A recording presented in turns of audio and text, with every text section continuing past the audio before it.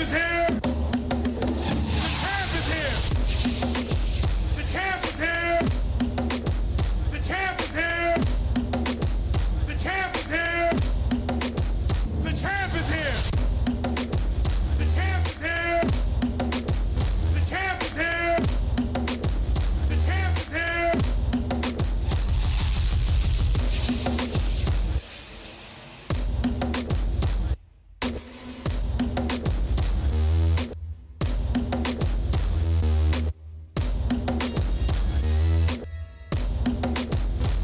All right, the champ is here. Loved by many, hated by few, respected by all, second to none. Abbreviated version, just 1 hour of the Commish radio show. If you were listening to us on Apple and all of these other kind of, I can't know all of the name of the ways you can look for us on podcasts. Just look for us. Look for us on Fishbowl Radio, and you'll be able to see it. There's too many of them right now. We keep adding them from day to day to day. Also, a shout out to all of those people who are listening to us and looking at us on Roku as well. So I'd like to welcome you on Instagram and also on Twitter, 8th grade 1906. We're going to ice up for a minute and talk to you about what's going on in the community as well. Just got through coming back from downtown Dallas, where I was at the TedX Botham Jean. TedX Botham Jean. Talk. It was a great talk. It was lots of great people that were there. Learned a lot regarding politics, social justice, and also just the well-meaning of it. We're going to come back at a later time and give you a more in-depth portion of what happened. But I just wanted to spend a couple of minutes to thank the people of TedX. Specifically KC Fox, who invited me to become one of the presenters, and I presented there earlier today. 11:45, I dropped the knowledge, like you hear oftentimes on the Commish radio show. And this is a shameless plug, if you will. If you're looking at us on Facebook, you'll be able to see the TEDx talk release at a later time or through their portal. But I did my talk on lynchings, right? Lynchings, modern day lynchings. And that's the reason why I want to go ahead and just come in and tell you about what's going on in the city of Dallas coming up. This is my community report, and this is for today and next week. As you know, lynchings have occurred throughout these United States, and we've had several lynchings that occurred in the city of Dallas. And next week, next Wednesday, as a matter of fact, I will be speaking at Dallas City Hall regarding the Trinity Overlook Park, where we will have a new historical marker commemorating the tragic lynching of William Allen Taylor, who was lynched at the Trinity River. So stay tuned for that. We will be talking to you about that. That somewhat goes along with the talk I had earlier today, in which I spoke of modern day lynchings, which you can have lynchings that occur in a physical sense, which occurs when we have individuals that are lynched for no good reason, such as running through a neighborhood with Ahmaud Arbery, or we can have the lynching that occurred with myself that I mentioned at the talk. I'm not going to say too much about it other than that. I'm just going to let you know that I was there to speak on that, and that's what we were there to speak about. But what I want you to do is to be tuned in this Wednesday, when I speak at Dallas City Hall regarding that. Give you another update as well. Another update was Martyrs Park. You know where Martyrs Park is at. It's a couple of feet away from where President Kennedy was shot. Well, Martyrs Park is also a site of another lynching that occurred, in which 3 individuals were lynched in 1860. I met with the city of Dallas the previous week regarding that lynching site, in conjunction with Remembering Black Dallas and the Dallas County Justice Initiative. Now, you may be asking, why am I doing all this? Why am I doing this? Well, if you heard of the Equal Justice Initiative that's located in Montgomery, Alabama, well, we do have the Dallas County Justice Initiative, which is located, obviously, in Dallas, Texas. And who's the leader of the Dallas County Justice Initiative? Yours truly. So that's the reason why I'm doing that. I took a trip last week after leaving this radio show.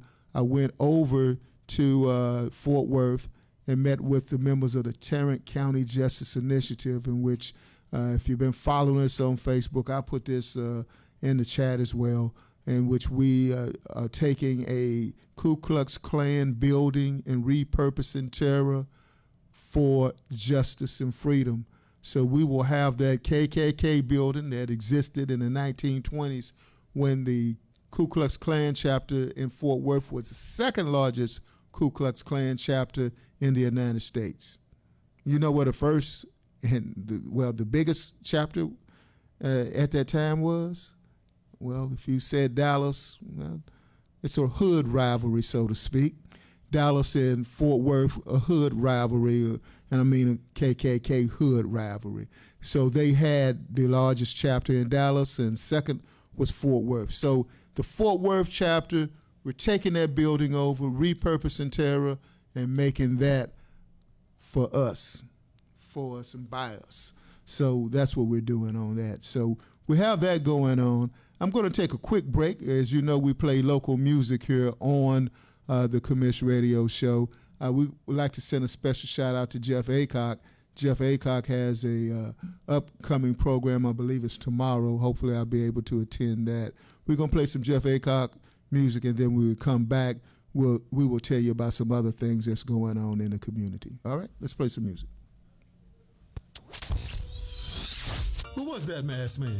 You mean you don't know? That was no masked man. That was the Commish. Saturdays from 5 to 6 p.m. on the Fishbowl Radio Network.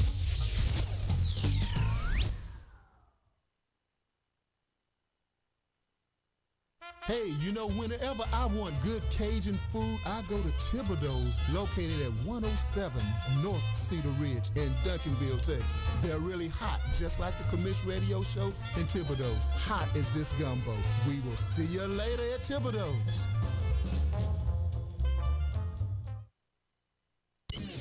What's up, beautiful peoples out there? It's your boy Mar, a.k.a. Cool Pop Watson, baby. Make sure you check my man out. 3 to 5 every Saturday. Commish Radio Show. Make sure y'all come check my man out.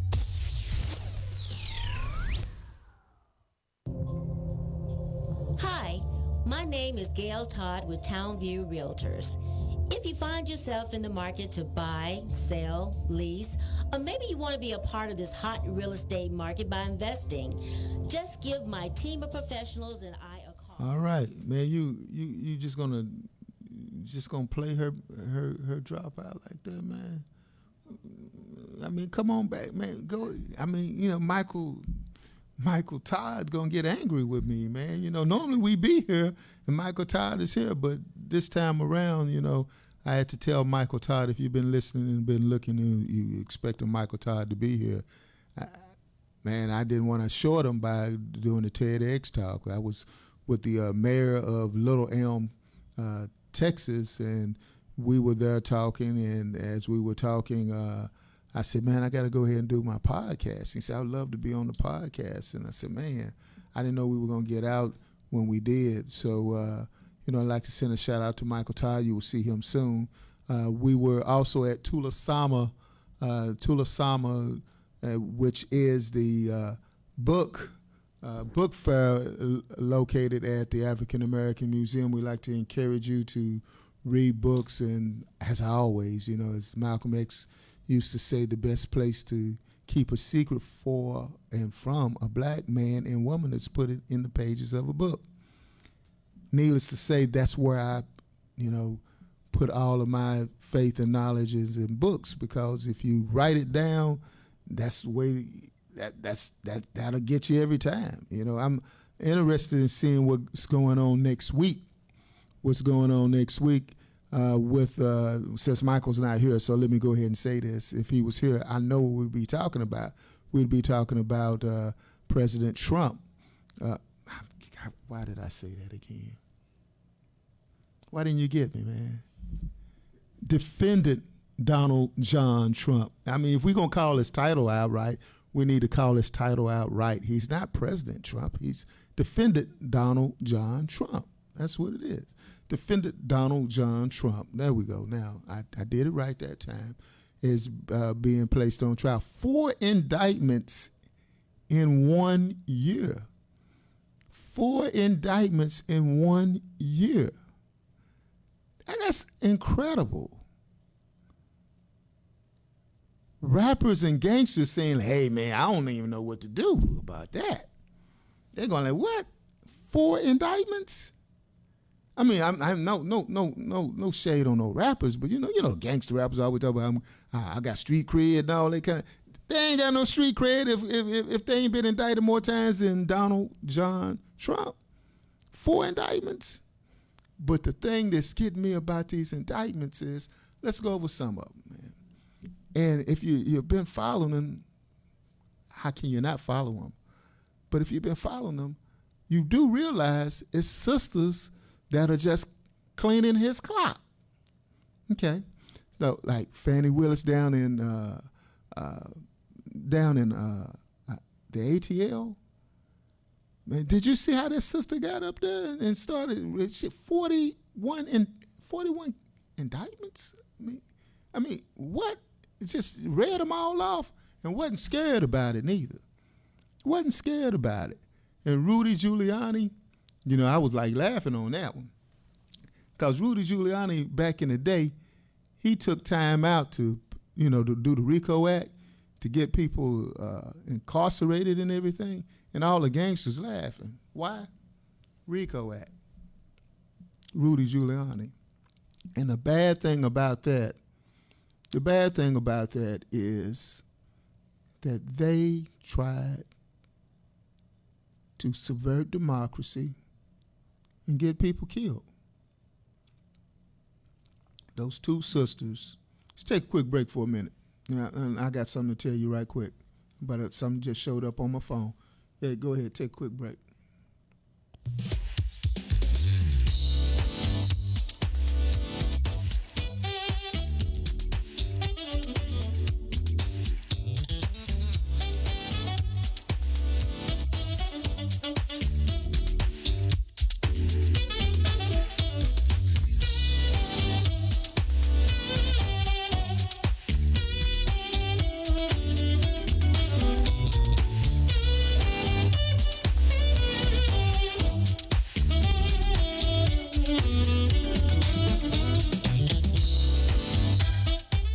Now, as I was reading through my Facebook and my Twitter handles, and I looked at what I wrote last year at this time, and I said that I have the utmost faith and confidence in Rudy Giuliani, because the whole title was that only a fool could represent himself in a court of law.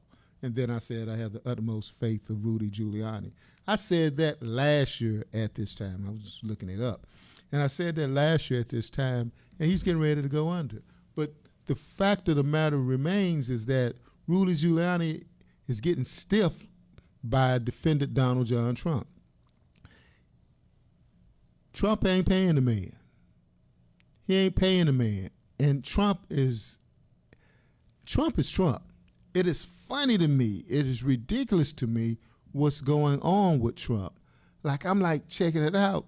When the DA in Atlanta put those cases on him and everything, he's come talking about, well, you come for me, I'm going to come back for you. Why are you doing that? That's threatening an officer of the court. If you or I were to do something like that, they would have us under Lou Sterrett. They'd have us under the Tarrant County Jail. They would have us there. But since he is defendant Donald John Trump, he don't get that. And now, to this very day, people are up in arms, literally up in arms, trying to get people that are officers of the court. This is ridiculous. American democracy is trumped out. But it's not ending there. It's not ending there. The judge in Washington, she's also went bad on Trump as well. She told Trump, she said, hey, look, don't be trying to go ahead and threaten the witnesses and everything like that. I'm not playing that. I'm not playing that.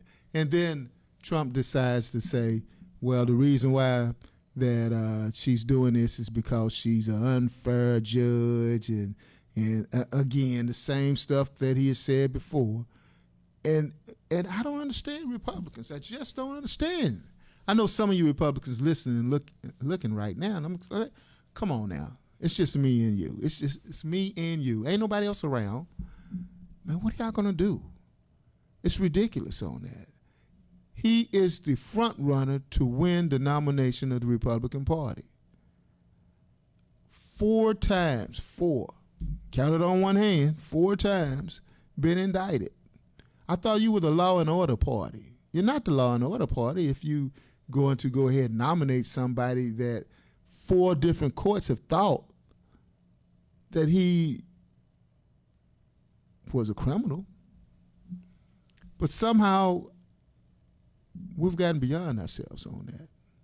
We've gotten beyond ourselves on that because I believe that this is, as I've stated before, revenge for having a black president before. But now we've taken this a little too far, and now we've gotten to this stage. If we get into this stage now, what's going to happen? What's going to happen? Now, Trump says that he was going to have this interview, that he's going to have irrefutable evidence to prove that there was the election was stolen. And then I see the next day, the former vice president, his vice president, Mike Pence, says, no, the election wasn't stolen. I like to challenge all of those Republicans who believe in democracy, who believe in fairness, to say, no, the election was not stolen. Your guy lost fair and square, and that's it. Try to come back. But this January 6th insurrection, this thing that we're doing even now is well beyond the pale. We just shouldn't do it. But go ahead, be my guest. And that's what I was hoping defendant Donald John Trump would do Monday. I thought he would go ahead to court and say, hey, look, hold a press conference and say, this is what I got, this is what I got, this is what I got, this is what I got. But you know why he didn't do it? Because his lawyers told him, if you do that, you know they're going to use that as evidence against you. That's the only reason why he didn't do it. So there you have it. But that's democracy in America today. And then when we come back, we're going to play some full music. And then when we come back, I'm going to tell you where I'm next going at right now. Because if you follow me right now, I'm giving you my itinerary right now. So let's play some of our local music again. Let's play a full track, okay?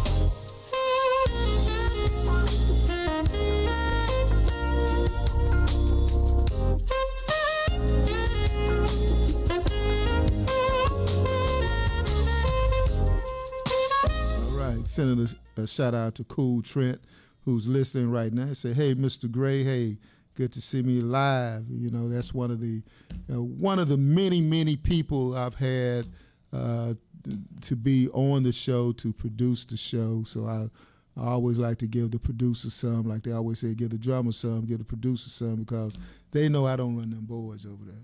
I don't do that. I just don't do that. I mean, you know, it's too much coolness in one room. I can't do everything.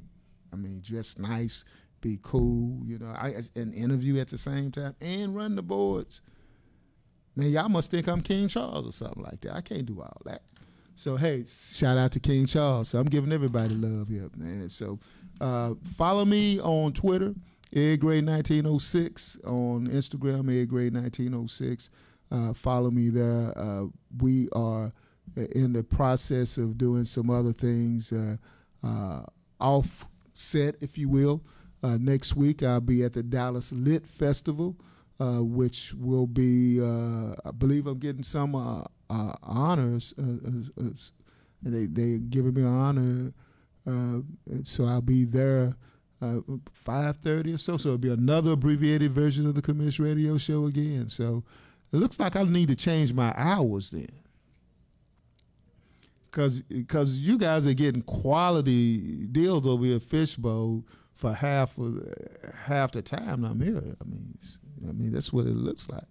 But I will be at the Texas Black Academy of Arts and Letters next week. You know, accepting an award. TedX was this morning, and this afternoon I will be meeting with the people at Pan African Connection.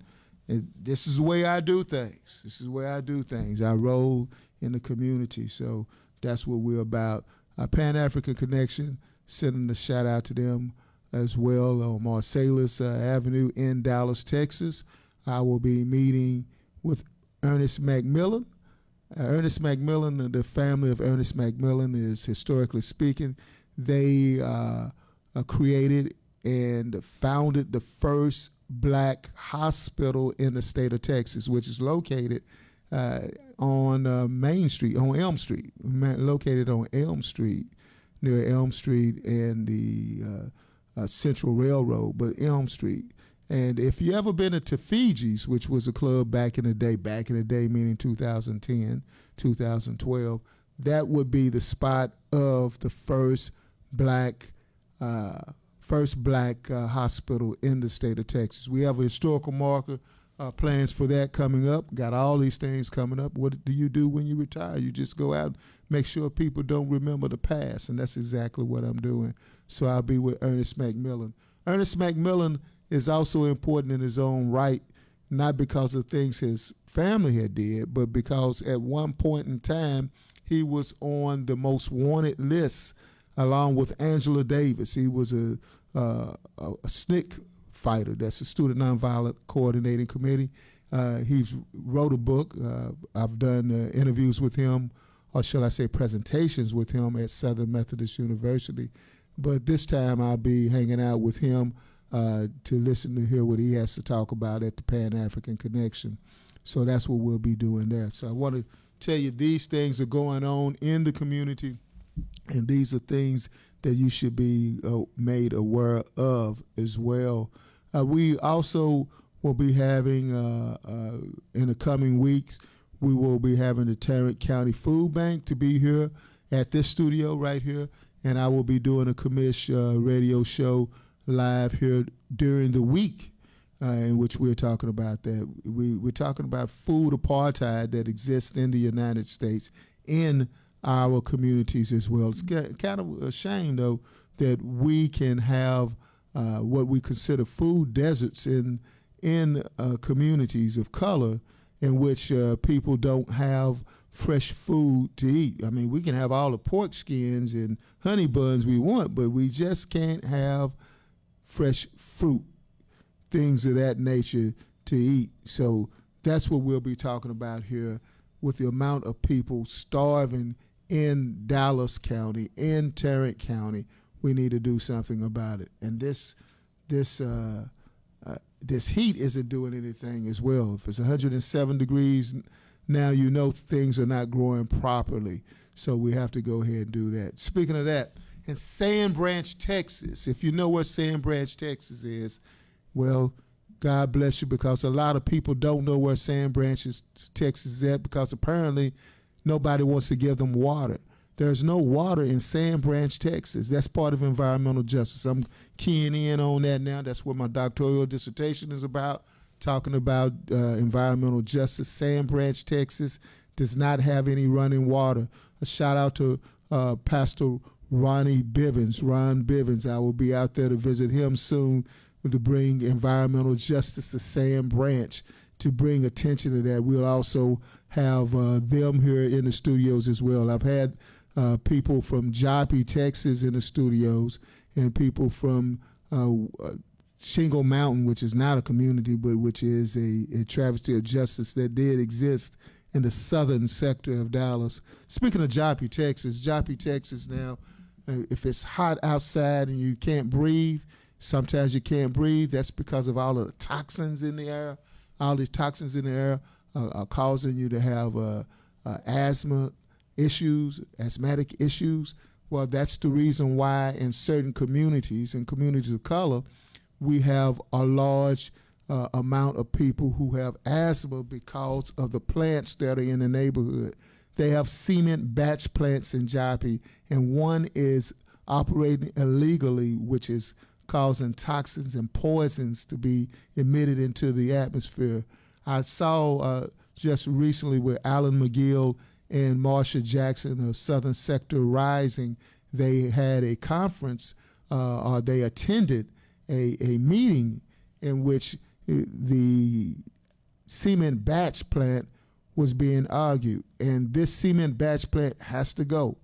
I mean, we can't have a situation in which a community such as Joppy, which is in a food desert, also is in an area in which you can't breathe the air.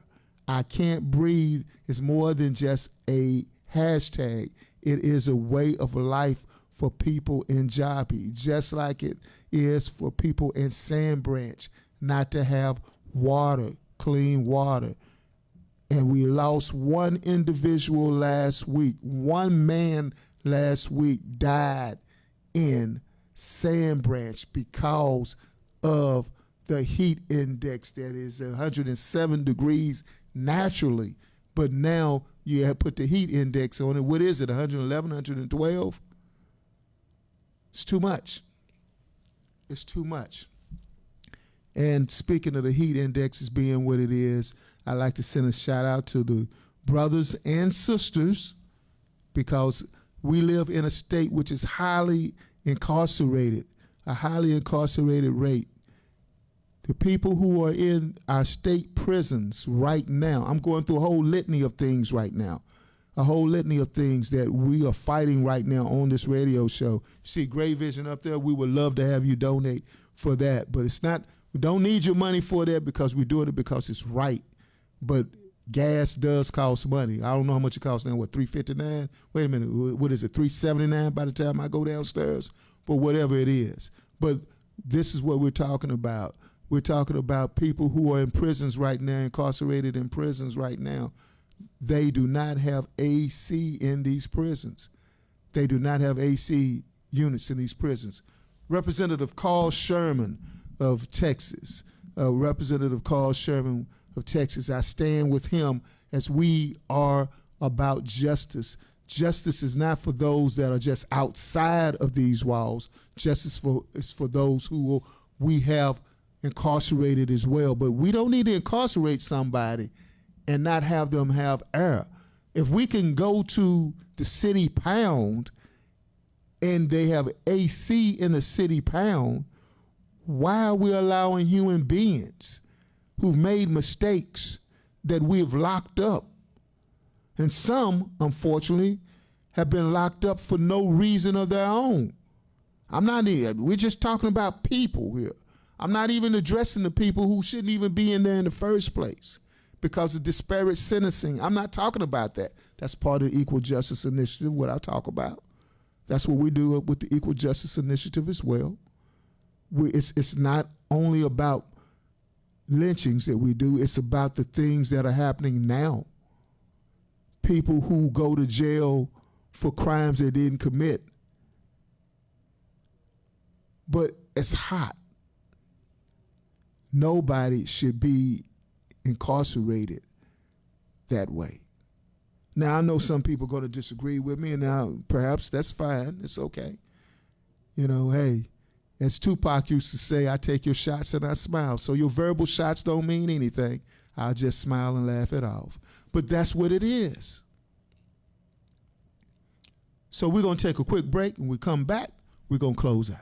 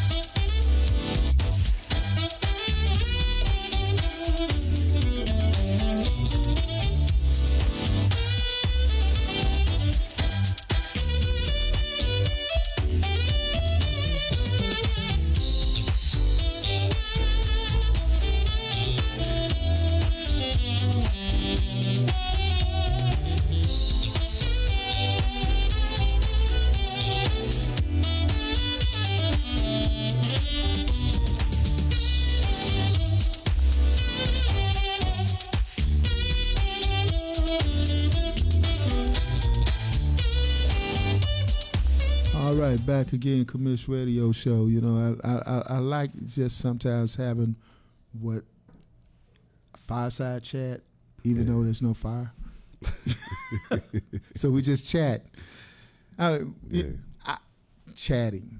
I don't know too many black people who chat. We talk. Yeah, we talk. We talk. I ain't never had a chat in my I never life. had a chat.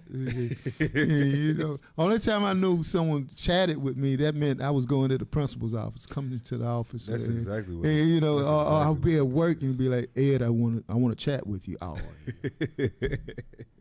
you know, but I never had a black manager say, Ed, I want you to chat with me in the office. They never said that. They always say, hey man, I need to talk to you. That's it. Yeah, exactly. That's what it is. Yeah. So that's what it is. So, you know, let's just talk a little bit. You know, this dynamic, you know, this dichotomy. I think that's the word I wanted to use. Dichotomy, dynamic is the same thing.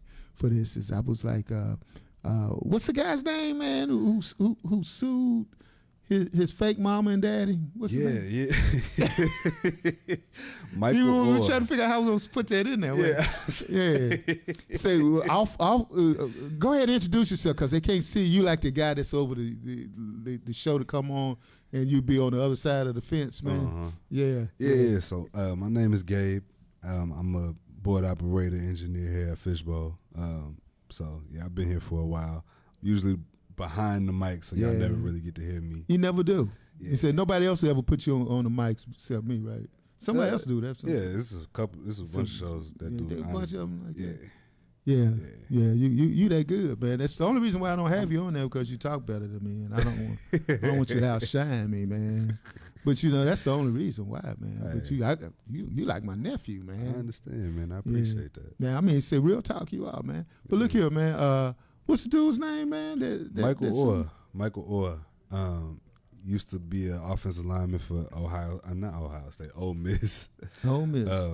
Came out of Memphis, Tennessee, grew up impoverished and all that kind of stuff, and his family came and supposedly was like helping out his journey to the NFL and all of that.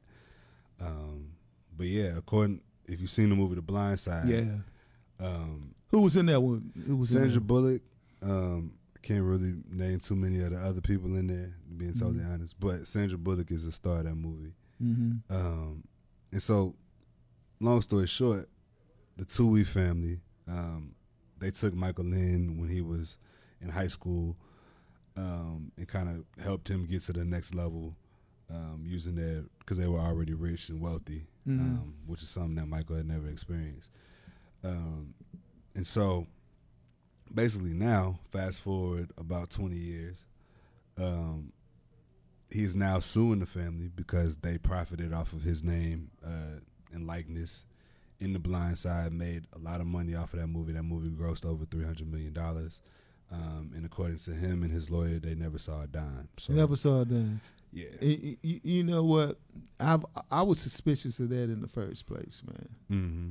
Because, you know, how does this always happen in the movies? I don't have no problem with people adopting people, but it's like the Drummonds adopt. What was the name of this show? Different Strokes. Yeah, Different Strokes. Webster gets adopted. Yeah. I mean, you know, the Drummonds and Webster gets this sounded like that to me. Yeah, to an extent. I mean, I don't know enough about their history and their connection and how they, like, I don't think the movie did enough justice, especially now with all this new information coming out. But for him to never have been adopted and be only under a conservatorship, that was interesting to me. That was a red flag to me. It tells me that they had it almost seems like they had an ulterior motive. Seemed like it was ulterior motive. But I mean, at the same time, I'm just suspicious of people like that. Yeah. And on the flip side, though, I mean, he did make it to the NFL. He did get to Ole Miss. All that stuff did happen, and I don't know if it would have happened otherwise. So you saying that if he hadn't gotten adopted, and we didn't have this story, nobody wouldn't have drafted him like that? I can't say whether he would or wouldn't, but I do know that there was help given. I mean, at the end of the day, there was resources that he didn't have, which could have propelled him to that next level. Like I said, I can't say whether it does or doesn't, but I just think it's interesting too, like 20 years later, that now you're putting in a lawsuit. Oh, 20 years later. Yeah. So how come you didn't say this then when he was playing? Yeah. Like, hey, wait a minute, hold on.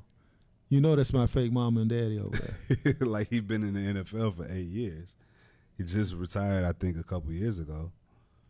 Well, so you know, that's it. Speaking of NFL, and I don't keep up with exhibition games. I don't pay money I earn to see someone practice because it's not real to me. It's just not real.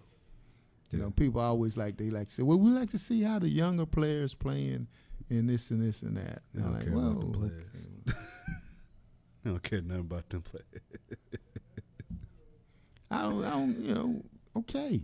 You want to see them play, then why are you paying your money for it? I don't understand that. But, you know, I just don't understand. So I know it's early in the season, and everybody think the Cowboys are going to win and go to the Super Bowl again.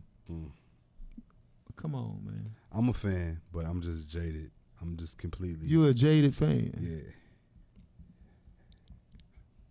What that mean?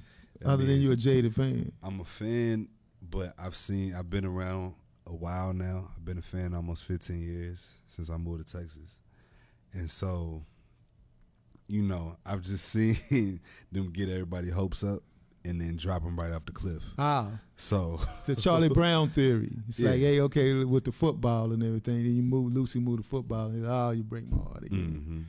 Yeah. Sort of like for me, it's like The Godfather when when the Godfather tell his brother, I knew it was you. Yep, that was it. I knew it was you. I knew you was gonna break my heart. Yeah. Why you break my heart? So I choose to not get my heart involved. I don't want to get my heart. I just involved. watch and enjoy the sport for what it is because I love football. I love football but too. They're not gonna get me again. They ain't gonna get me there. But you know what's gonna get me is coming back to see you guys next week. Abbreviated version, but I'll be back next week. Thank you for listening to the Commish Radio Show. All right. Hi, My name is Gail Todd with Townview Realtors. If you find yourself in the market to buy, sell, lease, or maybe you want to be a part of this hot real estate market by investing, just give my team of professionals and I a call at 214-675-9572. Again, that's 214-675-9572. Or you can email me at gtodd88@yahoo.com. With me, it's all about you. Hey, this is Cheryl Smith, and when I'm looking for news and information, I tune into the Commish on Saturdays. I got so much trouble on my mind, refuse to lose. Here's your ticket. Here's the time I get wicked. The clue to you to put the back to black attack. So I stack and dap and slack the Mac. Now I'm ready to mic it. Hear my favoritism roll. Who was that masked man? You mean you don't know? That was no masked man. That was the Commish. Saturdays from 5 to 6 p.m. on the Fishbowl Radio Network.